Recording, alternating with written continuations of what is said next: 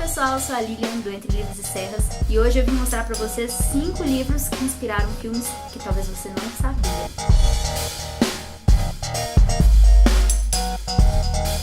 O primeiro livro que eu vou mostrar aqui é o Guerra Mundial Z, que inspirou um filme que eu não gostei tanto assim. E pra falar a verdade, a maioria das pessoas com quem eu converso, elas também não gostaram tanto assim do filme.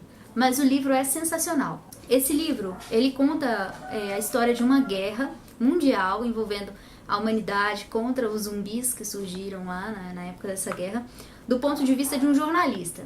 Após o fim da guerra, esse jornalista é contratado para poder fazer um livro que contenha relatos sobre a guerra, do início ao fim dela. Então esse livro é dividido em algumas partes, se eu não me engano 3 partes, né? Que é antes, durante e após a guerra.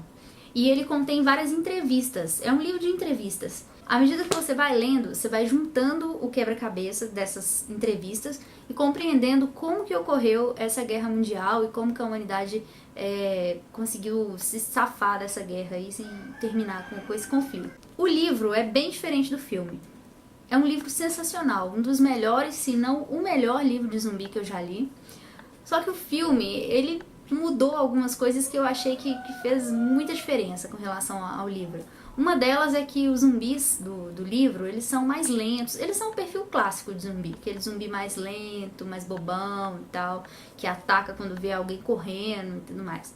Já no filme não, são zumbis elétricos, né? Eles veem uma pessoa na rua, eles saem correndo, voando em cima da pessoa e estraçalham a pessoa em 10 segundos. Vale muito a pena ler esse livro, mas infelizmente para todo mundo que eu indico, a pessoa fala comigo, Guerra Mundial Z, sei não. Mas gente, vale a pena, leiam Guerra Mundial Z. O segundo livro que eu vou mostrar aqui é o Clube da Luta. Eu não vi o filme Clube da Luta até o final, eu acho que eu assisti metade do filme. E até onde eu assisti eu gostei bastante, até onde eu vi também, o filme é muito parecido com o livro, inclusive os diálogos são muito iguais aos diálogos do livro. Eu comprei esse livro numa promoção, acho que do Submarino, paguei R$6 nesse livro com frete grátis eu acho na época. Foi muito barato e assim, eu comprei mais porque eu achei o livro barato e eu já tinha ouvido falar do filme Clube da Luta, já tinha ouvido falar bem desse filme e eu fiquei curiosa e comprei o livro.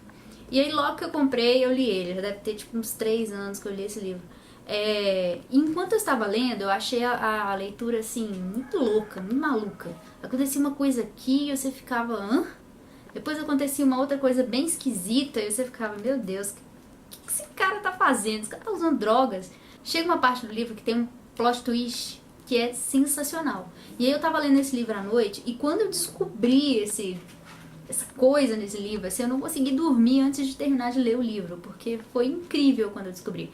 Então assim, a leitura do livro em si eu achei bem louca no início, mas quando aconteceu essa virada no enredo aí dessa história, eu não consegui mais largar o livro, porque foi sensacional. Quem já viu o filme sabe do que eu tô falando, quem não viu, ou assista o filme ou leia o livro, que eu tenho certeza que as duas experiências vão ser ótimas, tá, gente? É um livro que vale a pena e o filme, até onde eu vi, também gostei bastante. Pretendo terminar de ver ele algum dia. Bom, o próximo livro que eu vou mostrar pra vocês é O Planeta dos Macacos, uma edição publicada pela Aleph, aqui no Brasil. Muito bonitinha essa edição, embora ela não tenha orelhas, né, no livro.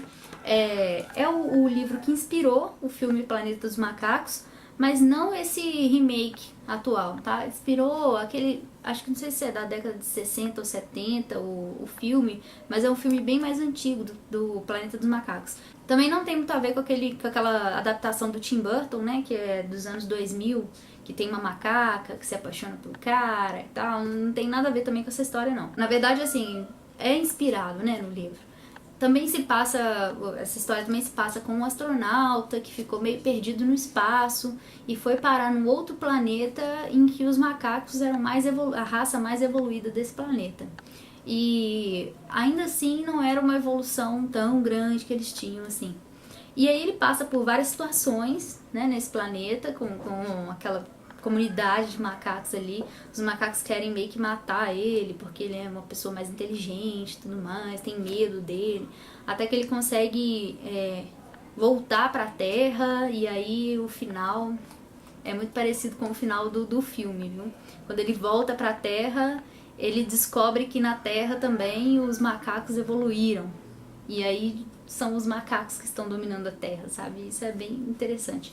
O livro é muito bom, sensacional. Ele tem um estilo de narrativa muito típico dos livros, né, da década de 60, de 50, que é um jeito mais bucólico de contar as coisas, um jeito mais baixa autoestima, assim, sem fé na humanidade e tal, mas que é bem interessante, viu, gente? Vale a pena ler esse livro aqui também. Próximo livro, muita gente não sabe que esse livro originou o filme, mas é o Jurassic Park. Antes do filme ser lançado, existia o livro Jurassic Park, que o Steven Spielberg leu e quis adaptar para aquele filme clássico, né, do Jurassic Park. O livro, gente, é sensacional. Eu confesso que quando eu comprei, eu tava meio com o pé atrás, assim, achando que talvez não fosse ser tão bom e tal, mas é incrível. O livro é melhor do que o filme, muito melhor. É parecido a história, né, é aquela mesma história, né, de um cientista aliás, de um cara que é um fanático colecionador que resolve criar uma ilha onde ele vai reconstituir os dinossauros. E lógico que tudo dá errado, o tiranossauro foge, os velociraptors se reproduzem. E quando os cientistas vão para poder atestar a ilha, né, se a ilha vai funcionar ou não, dá tudo errado, um monte de gente morre. É aquilo mesmo do filme. Só que é um pouco mais pesado do que o filme, né? As mortes são mais sangrentas, existe um desenvolvimento científico da história que é mais aprofundado também. O livro ele é muito baseado na teoria do caos. Então tem várias partes, né, do livro, eu acho que ele é dividido em 5 partes mais ou menos. E cada parte tem a ver com ditos da teoria do caos. E aí você vai, quando você lê, tipo, cada início, né, dessa parte tem uma folha, tá assim, com um ditame assim dessa teoria do caos. E aí quando você lê, né, o que está escrito nessa parte aí da teoria do caos, você já sabe mais ou menos para que lado que vai encaminhar a história. Você vai começar os desastres, você ainda está se formando aquilo, é muito interessante. Tem uma discussão muito profunda também sobre até onde nós vamos com a ciência, até onde é moral, né, ir com a ciência, bem legal. A edição do livro é sensacional, também é um livro da Aleph, bem bonito, ele tem aqui as laterais, né, vermelhas. E tem uma continuação, que é O Mundo Perdido, que eu pretendo ler ainda esse ano, mas ainda preciso comprar o livro também. Por último aqui agora, vou mostrar pra vocês o Laranja Mecânica. Eu tenho essa edição aqui, que eu recomendo pra todo mundo, uma edição sensacional, também da Aleph, tá? Que é uma edição em capa dura, que tem aqui uma jacket, tá vendo? Aí o livro é uma edição comemorativa, acho que de 50 anos. À frente aqui tem a data de publicação do livro pela primeira vez, que foi em 1962, e atrás 2012, que deu 50 anos de publicação do livro. Essa edição ela tem alguns textos de apoio, ela tem algumas ilustrações feitas à mão pelo próprio autor do livro, o Anthony Burgess. E, enfim, ela tem várias ilustrações aqui dentro, feitas por um outro artista também, não sei o nome dele. E Laranja Mecânica foi um dos livros mais difíceis que eu já li na minha vida. Eu nunca vi o filme, porque depois que eu li o livro eu não tive coragem de pegar o filme pra ver. Porque eu achei muito pesado. Eu acho que, além de ser uma das leituras mais difíceis da minha vida, também foi a leitura mais pesada da minha vida. Esse livro é muito brutal, sabe? Ele conta a história de uma sociedade, uma sociedade distópica, né, no futuro, né, para a época em que o livro foi escrito, né, na década de 60, mas em que o mundo deixou de ter regras básicas, principalmente para os adolescentes. Os adolescentes vivem em uma forma de anarquia, eles fazem o que eles querem, e eles fazem coisas horríveis, muito brutais. Existe um grupinho, que é o principal da história aqui, que vive pela cidade criando confusões. Eles quebram estabelecimentos, invadem casas, estupram meninas, mulheres, roubam pessoas, espancam outras pessoas na rua pelo bel prazer de praticar a violência. Assim, os trechos do livro são muito visuais, muito gráficos e dão nervoso de ler. Não só nervoso, mas também na época que eu li esse livro eu estava com uma crise de gastrite, e aí teve um dia à noite que eu estava lendo ele e chegou numa cena de estupro.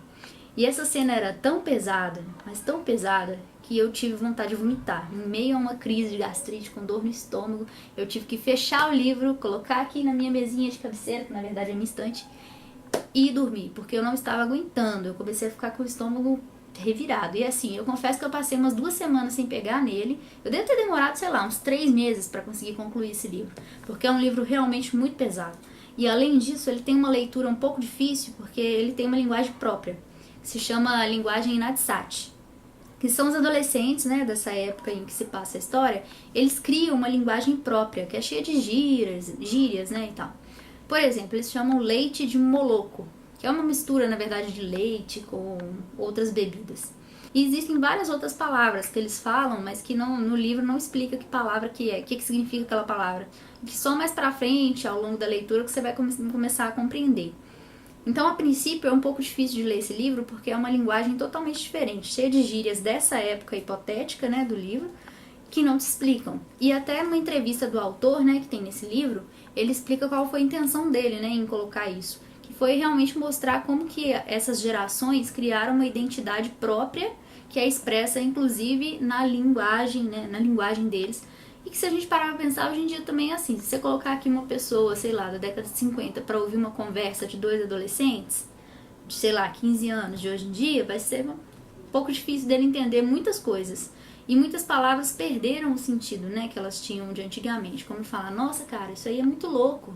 A pessoa vai pensar que ele tá falando que a coisa é doida mesmo, né? Doida no sentido ruim da palavra, mas a gente sabe que não é. Uma história que você chega no final dela, ela tem um significado muito grande, assim, distópico, e que se aplica à nossa atualidade e principalmente ao nosso futuro, pra gente pensar no nosso futuro, enquanto sociedade, né? E de toda essa violência que a gente tá vivendo hoje em dia.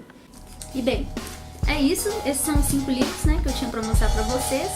Espero que vocês leiam, que vocês gostem, que vocês curtam o vídeo e se inscrevam no canal. Até o próximo vídeo.